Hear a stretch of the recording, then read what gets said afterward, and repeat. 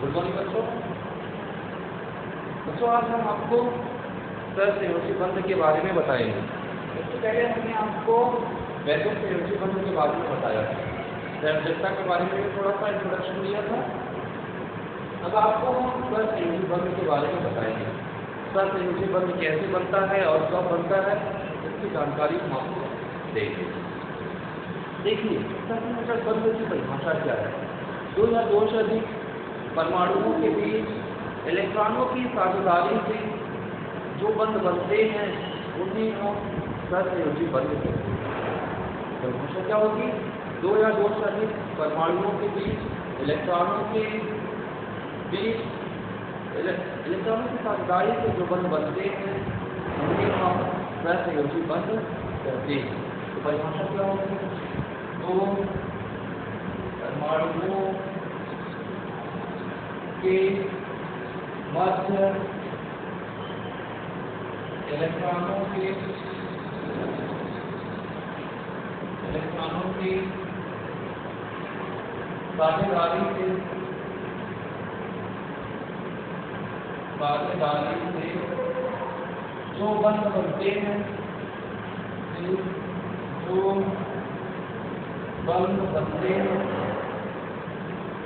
साझेदारी से जो बंध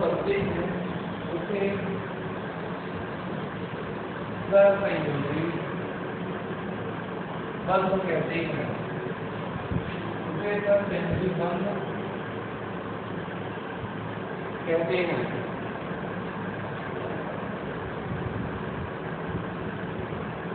तो इलेक्ट्रॉनों की साझेदारी से जो बंध बनते हैं बच्चों उन्हें सहसंयोजी बंध हम कहते हैं। जैसे हम मान लेते हैं एक कोई परमाणु है, ये दूसरा है। अब इनके बाहर को एक इलेक्ट्रॉन, अब इन दोनों के बीच साझे से जो इलेक्ट्रॉन के साझे से जो बंध बनेगा वही क्या होगा? सहसंयोजी बंध। अब देखो इस तरह अब इनके बीच एक इलेक्ट्रॉन का साझा हुआ और ये बंध बन गया। अब जानते हैं कुछ ऐसे परमाणु होते हैं जो इलेक्ट्रॉन का साझा करते हैं, साझा करके वो अपना स्टेप पूरा करते हैं। तो इस प्रकार के जो परमाणु होते हैं वो सहसंयोजी बंध बनाते हैं। ये हो गया सहसंयोजी बंध। अभी जिस प्रकार से ये बंध बनते हैं हम आपको कुछ उदाहरणों के माध्यम से दिखा रहे हैं। देखिए, जो सहसंयोजी बंध होते हैं दो परमाणुओं के बीच में साझेदारी से बंध बनाते हैं। तो इसके लिए अभी ये द्वि अणु होते हैं, द्वि परमाणु अणु होते हैं, परमाणु अणु होते हैं।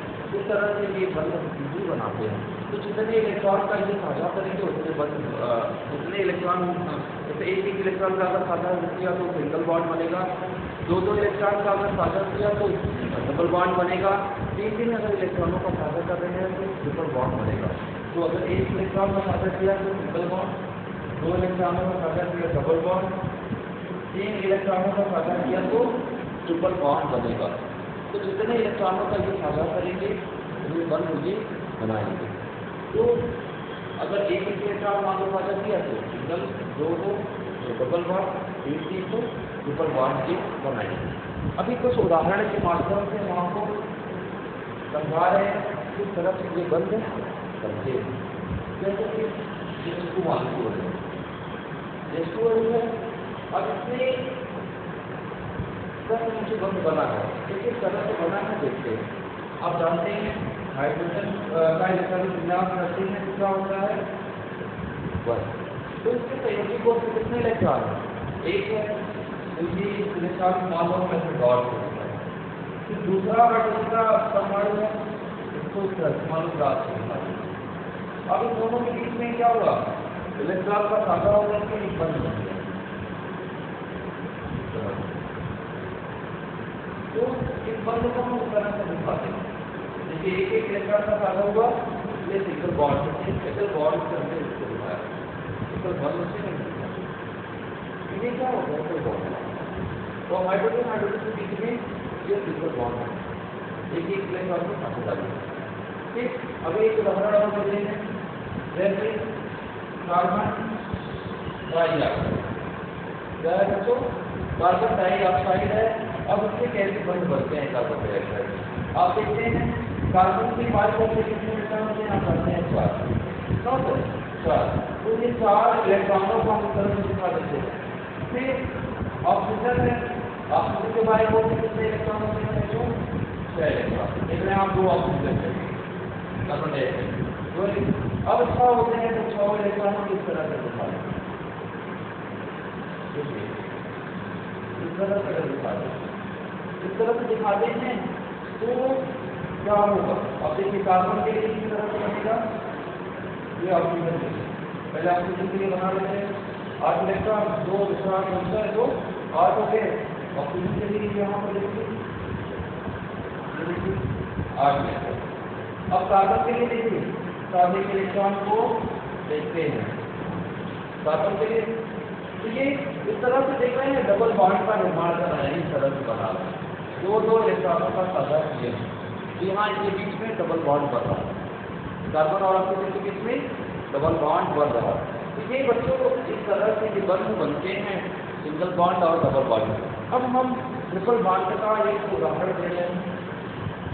ट्रिपल बॉन्ड का उदाहरण देखिए, ट्रिपल बॉन्ड का उदाहरण देख सकते हैं। नाइट्रोजन नाइट्रोजन कैसे बना? नाइट्रोजन कैसे बना देखिए, नाइट्रोजन 5 के पास ऐसे दिखाया गया, ये दूसरे का दूसरा परमाणु है, उसके बाद उसको हम ऐसे डॉट से दिखाए, तो डॉट से यहाँ पर देखा किसी इलेक्ट्रॉन आधा करके 6 इलेक्ट्रॉन हो गए। इसके लिए परमाणु के लिए कितना? 6 2 8। अभी परमाणु के लिए आप देख रहे हैं दोनों परमाणुओं के बीच में 3 इलेक्ट्रॉन का साझा हुआ है। 3 इलेक्ट्रॉन के 3 इलेक्ट्रॉन का, तो पहला बॉन्ड बनेगा। तो इस तरह से ये बंध बनते हैं। पास एक लोन पेयर ऑफ इलेक्ट्रॉन बचेगा जो बंध बनाने में भाग नहीं लेता। तो एकल बंध, द्विबंध और द्विबंध ये बनते हैं, अब जानते हैं। फिर अब इसके बाद है अब ये सहयोगी बंध के प्रकार, सहयोगी बंध के प्रकार।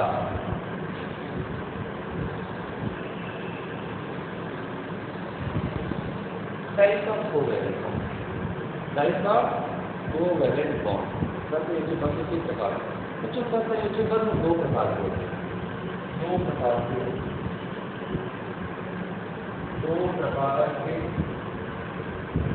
होते हैं।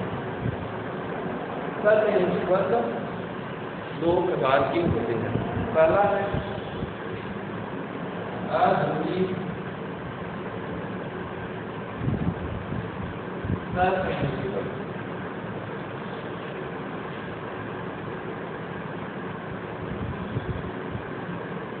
अध्रुवीय सहसंयोजी बंध, तो अध्रुवीय सहसंयोजी बंध क्या होते हैं?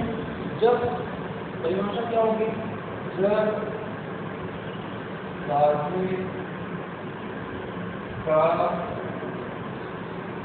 जब साझे का इलेक्ट्रॉन युग्म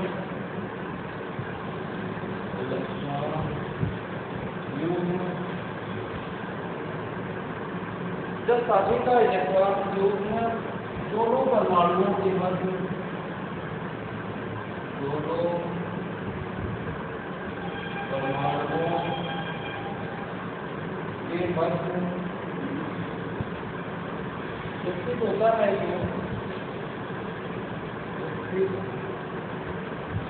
होता है तो अध्रुवीय सहसंयोजक बंध होते हैं। अध्रुवीय सहसंयोजक बंध, अध्रुवीय सहसंयोजक बंध बनते हैं।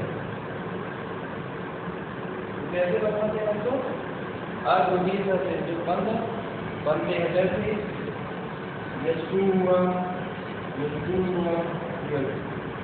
तो एक ही प्रकार के परमाणुओं से मिलकर के बंध यौगिक बनते हैं, सहसंयोजी यौगिक बनते हैं, जिनमें सहसंयोजी बंध बनते हैं। जैसे हाइड्रोजन है, एक प्रकार के परमाणु को मिलकर के बना है, ये क्या होगा, सहसंयोजी बंध बनाएगा। और क्या कैसा, अध्रुवीय सहसंयोजी बंध बनाएगा। तो कैसा, अध्रुवीय सहसंयोजी बंध किस प्रकार से बनते हैं, अध्रुवीय सहसंयोजी बंध समान प्रकार के परमाणुओं को मिलकर के बने। क्या अध्रुवीय सहसंयोजी बंध। अगला है दूसरा इसमें ध्रुवीय सहसंयोजी बंध। ध्रुवीय सहसंयोजी बंध, ध्रुवीय सहसंयोजी बंध।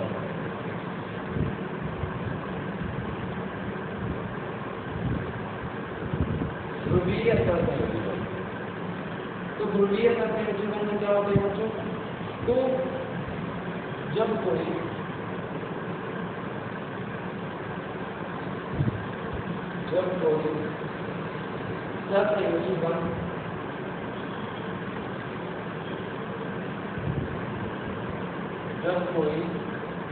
सहसंयोजी बंध दो भिन्न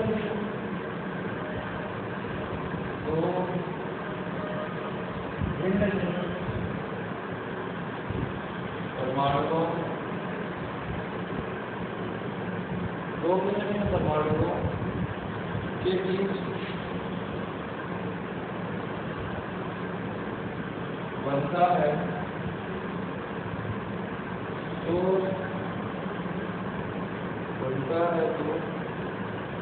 साधने का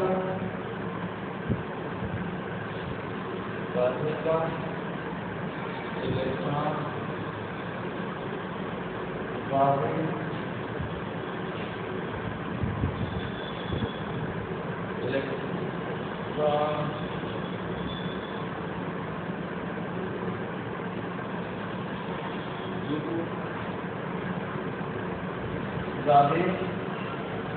विद्युत ऋणात्मक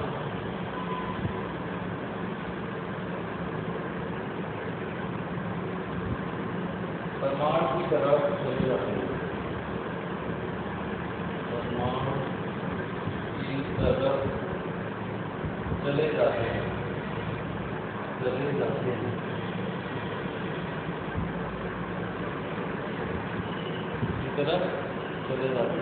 जिससे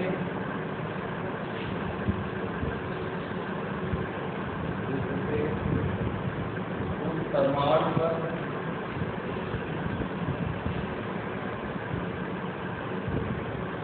ऋण आवेश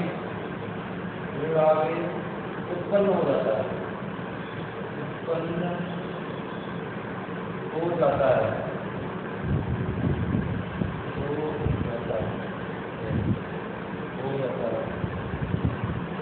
इस प्रकार से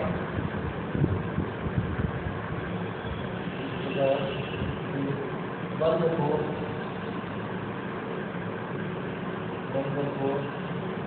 सहसंयोजी बंध कहते हैं। ध्रुवीय बंध, ध्रुवीय सहसंयोजी बंध कहते हैं।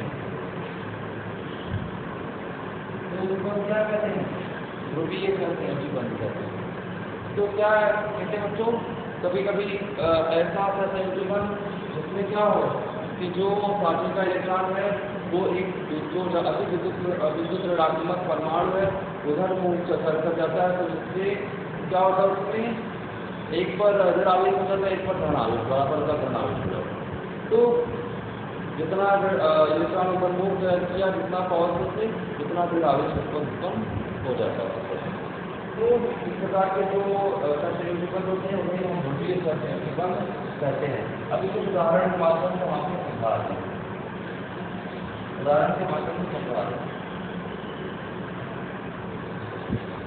जैसे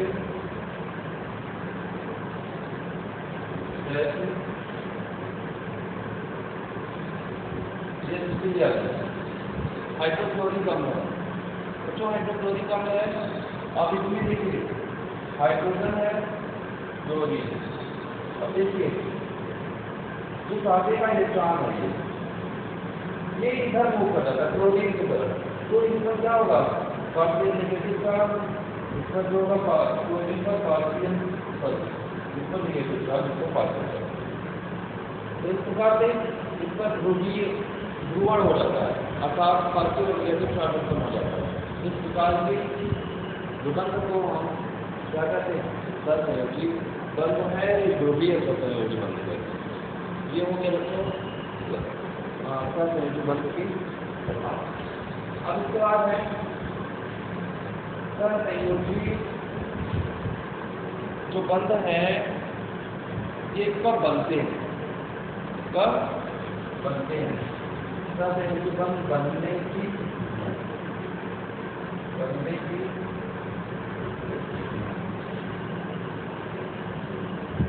सहसंयोजी बंध बनते हैं, उनकी स्थिति कब बनती है कि सहसंयोजी बंध बनेंगे। तो जो जब विद्युत ऋणात्मकता का मान लगभग समान या बहुत कम होता है, जिन परमाणुओं के बीच में उनके बीच में ये सहसंयोजी बंध बनते हैं। जैसे कि हाइड्रोजन और हाइड्रोजन है, इनके बीच में लगभग नगण्य है विद्युत ऋणात्मकता का अंतर। अभी तो इनके बीच में क्या होगा सहसंयोजी बंध बनेगा। तो जैसे अभी H2 हो गया, H2 हो गया, इसके बीच में लगभग नगण्य होना चाहिए या कुछ कम होना चाहिए। फिर क्या होना चाहिए, 50-20 से अधिक होती है प्रायः वो सहसंयोजी बंध बनाते हैं। 50-20 से अधिक होती है प्रायः वो सहसंयोजी बंध बनाते हैं। अब इसके बाद में सहसंयोजी यौगिक, सहसंयोजी यौगिक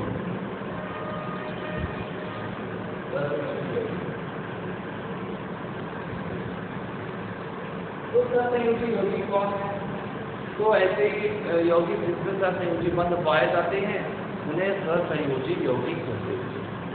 ऐसे यौगिक जिनमें सहसंयोजी बंध पाए जाते हैं उन्हें हम सहसंयोजी यौगिक कहते हैं। सहसंयोजी यौगिकों के लक्षण, सहसंयोजी यौगिकों के लक्षण या गुण। पहला है उनके भौतिक गुण, भौतिक गुण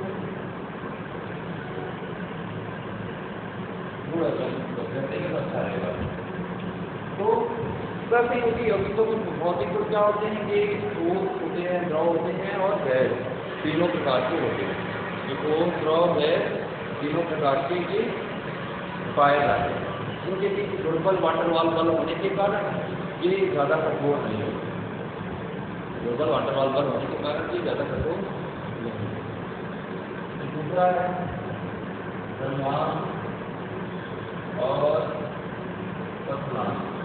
इनका गलनांक और क्वथनांक जो होता है वो भिन्न होता है, कुछ कम होता है।